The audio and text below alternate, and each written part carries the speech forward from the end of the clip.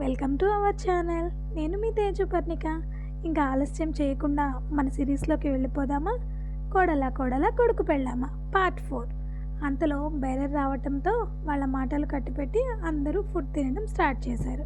Radha first స్వీటీకి ఒక ముద్ద పెట్టింది. ఆ మాత్రం దానికే పొంగిపోయింది స్వీటీ.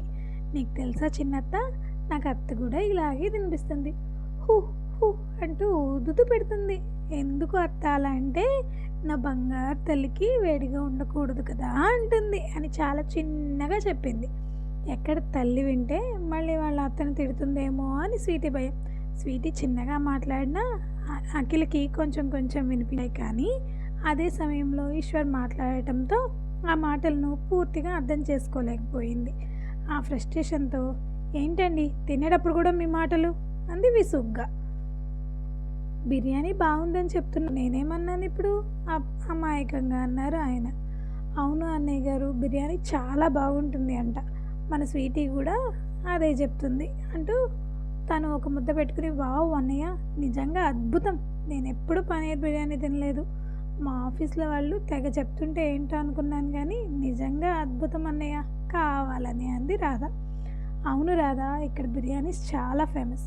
పనీర్ బిర్యానీనే కాదు, ఇంకా చాలా వెరైటీస్ ఉన్నాయి, అన్నీ కూడా టేస్టీగా ఉంటాయి.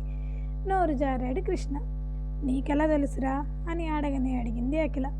ఎలా తెలుసు అంటే, చెప్పుకుంటుంటే విన్నాను.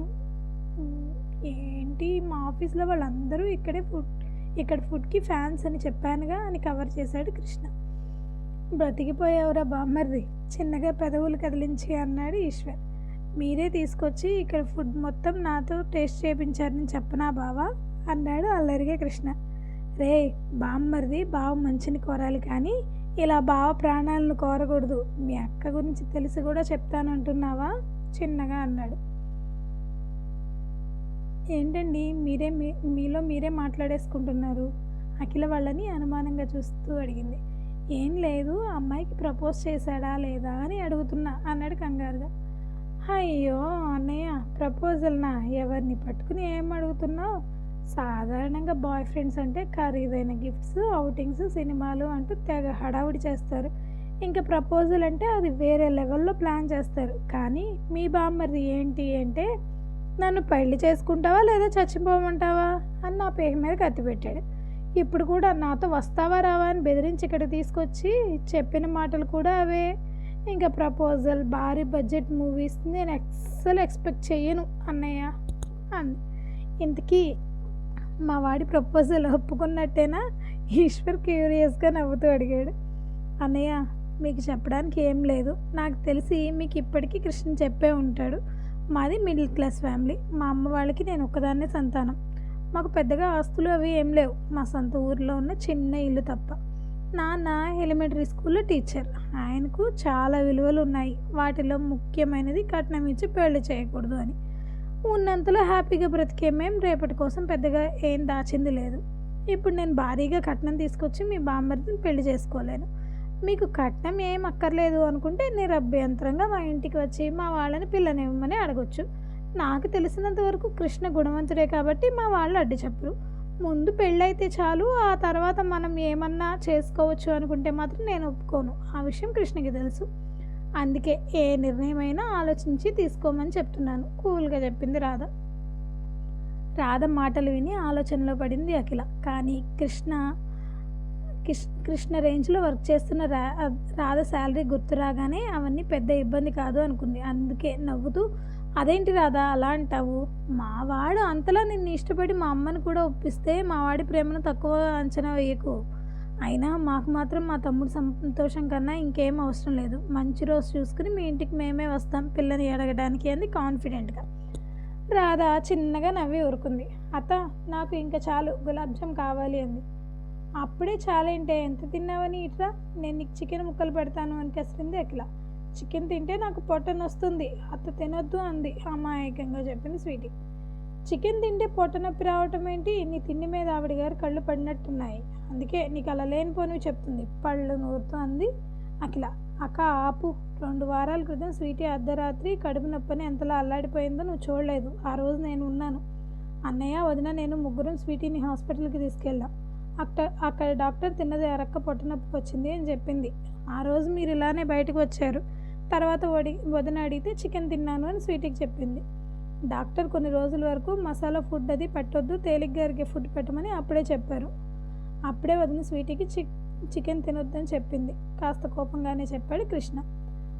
రాధ ముందు కృష్ణ అలా తనని అరవటం సహించలేకపోయింది అఖిల. ఏదో అందామని నోరు తెరిచింది కానీ ఈశ్వర్ అది గమనించి, అఖిల మనం వెళ్ళి ఐస్ క్రీమ్ తీసుకొద్దాం పదా అని చిన్నగా సైగ చేశాడు. నాది ఇంకా అవ్వలేదు, అప్పుడే మీరు ఐస్ క్రీమ్ వరకు వెళ్ళిపోయారా నీ మూతి తిప్పేసుకుని. మీ అత్త నిన్ను బాగానే గ్రిప్లో పెట్టుకుందే. అయినా ఆ రోజు ఏదో కొంచెం ఎక్కువ తిన్నావు, అందుకే కడుపు నొప్పి వచ్చి ఉంటుంది. దానికి చికెన్ మానేయాలా? సర్లే, నీకు గులాబ్ జామ్ అంటే ఇష్టం కదా, తిను అని తనకి ప్రేమ ఉన్నట్టు స్పూన్తో తినిపించింది. తల్లి అంటే ఉన్న భయం కొద్దీ ఒక స్పూన్ పెట్టుకుంది కానీ మనసులోనే ఇది అత్త చేసినట్లేదు అనుకుని, అమ్మ నా పొట్ట చాలా పెద్దదైపోయింది, ఇంకా చాలు అంది తన పొట్ట తడుముకుంటూ. ఒక్క ముక్కే కదరా తిన్నది, నీకు ఇష్టం కదా అంటూ ఇంకో పీస్ పెట్టిపోయింది. అమ్మ నా పొట్ట పెద్దదైతే మళ్ళీ నా పొట్టలో నుండి బాబు బయటకు వస్తాడు, అమ్మో నాకు భయం అమ్మ, నాకొద్దు అంది స్వీటీ నోటికి చేతిని అడ్డు పెట్టుకుని. ఆ మాటలకి నవ్వేసింది రాధ. వాళ్ళే టైంకి అన్నావు స్వీటీ అని మనసులోనే అనుకుని, నీకెవరు చెప్పారు స్వీటీ అంది నార్మల్గా. మా స్కూల్లో ఫ్రెండ్ వాళ్ళ మమ్మీ పొట్ట కూడా పెద్దగా ఉంటుంది, వాడే చెప్పాడు వాళ్ళ మమ్మీ పొట్టలో బాబు ఉన్నాడని.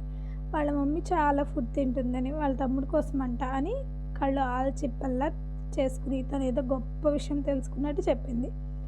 అమ్మో, అయితే మీ ఫ్రెండ్కి త్వరలోనే తమ్ముడు వస్తున్నాడన్నమాట అంది.